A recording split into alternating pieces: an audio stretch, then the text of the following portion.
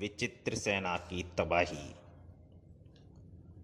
पुरुषों से शक्त ग्रहण है मुझे। अब इस धरती पर होगा सिर्फ मेरा अधिकार, और पुरुषों की इस धरती को समाप्त करेगी मेरी विचित्र काल सेना। हा हा हा हा हा हा हा। व्यापार करके लौट रहे व्यापारियों का एक काफिला। सांझ घिरने से पूर्व ही नगर अवश्य पहुंच जाएंगे हम। अचानक काफिले के बैल जमीन पर गिर पड़े। अरे बैलों को क्या हुआ? उफ! बैलगाड़ियों में सवार व्यापारियों की चीखें निकल गईं। आहा! उफ! ये क्या? बैलों को क्या हुआ? सभी बैल एक साथ गिर पड़े। यह कैसा चमत्कार है? बैल उठने का प्रयास करने के बाद भी उठ नहीं पा रहे हैं। तभी ओहो! हमारी टांगें भी शक्ति भी छिन गई।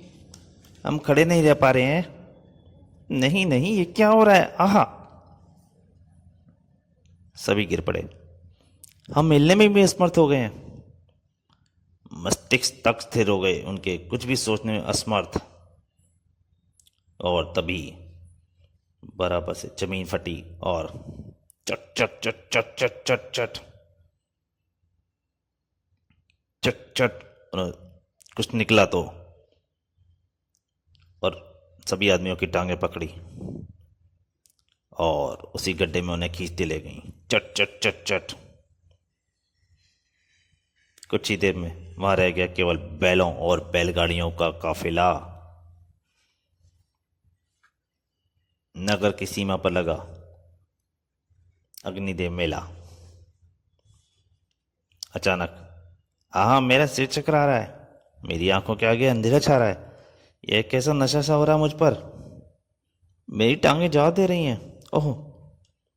देखते ही देखते अनाज के बोरों की तरह लुढ़क गए सब। आह! धम धम।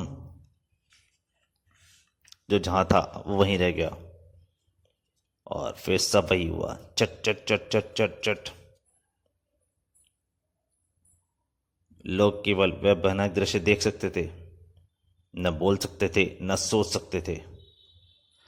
सब को पकड़कर वो खींच के ले गए। सब स्त्रियों की आंखें भय से फटी जा रही थीं। चट चट चट चट चट। फिर अचानक सबके निश्चेष पड़े शरीर हरकत में आ गए और मच गई चीखों पुकार, क्योंकि उन आदमियों की इतने के बाद जमीन बिल्कुल समतल हो गई थी। बचाओ, कोई बचाओ मेरे स्वामी को। जमीन की दैत्य खा गए उन्हें। बापू! यहीं इसी जगह जमीन की दैत्य उन्हें जमीन में खींच ले गए। स्वामी! बापू बाहर आओ बापू। संपूर्ण विराट नगर में हंगामा मच गया। जमीन की दैत्यों से निपटने के लिए तुरंत कुछ करना होगा। नगर में पुरुषों में भय फैल गया। जमीन के दैत्य केवल पुरुषों और लड़कों को अपना शिकार बनाते हैं। जमीन में कहीं भी प्रकट हो जाते हैं वो। मुझे तो अब जमीन पर पांव रखने में भी डर लगता है। सबका यही हाल है भाई। हमें महाराज के पास चलकर उनसे सुरक्षा व्यवस्था की मांग करनी चाहिए। राजा विराट चंदन। जमीन के दैत्य, हमें सुरक्षा चाहिए महाराज। आप निश्चिंत रहें, नगर के सैन्य तैनात होंगे। उसी शाम जब सारा नगर जमीन की दैत्यों की दहशत से खामोश था, कुछ सैनिक पहरा दे रहे थे। तभी चट चट चट चट चट। सुरक्षा व्यवस्था पलक झपकते ही जमीन के दैत्यों के पंजे में जकड़ी हुई थी, और वो भी सभी सैनिक भी गायब हो गए। इस सूचना ने राजा विराट चंद्र को चिंतित कर दिया। क्या कहा सेनापति संकट सिंह? रात ही रात में जितने सैनिक गश्त पर गए थे सभी गायब हो गए? जी हाँ महाराज, करीब 1000 सैनिक। 1000? कहीं कोई ऐसा सूत्र नहीं मिला कि वे कहाँ गए। ये काम निसंदेह जमीन के उन्हीं दैत्यों का है महाराज, जिन्होंने पिछले कुछ दिनों से राज्य में आतंक मचाया हुआ है। वे शैतान पुरुष जाति को लेकर नेस्ताबूद कर देना चाहते हैं महाराज। तभी वातावरण एक स्त्री के थाके से गूंज उठा। हा हा हा हा हा। पलक झपकते ही म्यान में बंद कई तलवारें एक झटके से बाहर आ गईं। कौन है, सामने आए। विचित्र सेना को देख लो राजा विराट चंदन, क्योंकि कुछ देर बाद तुम सब मेरी काल सेना के जबड़े में फंसे होगे। चट चट चट चट चट। महाराज, ये आवाजें उन्हीं जमीन के दैत्यों की हैं।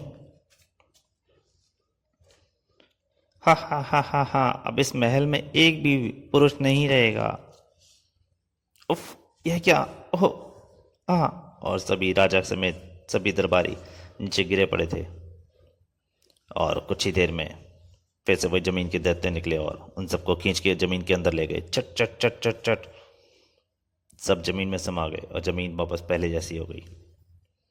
हा हा हा हा हा। पूरे विराट नगर में एक भी पुरुष नहीं बचा। दूर जंगल में बना महर्षि कुंजक का आश्रम। आओ राजकुमार महाबली, आपने मुझे याद किया महर्षि।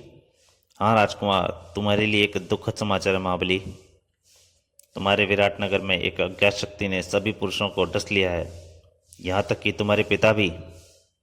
नहीं, ऐसा मत कहें महर्षि।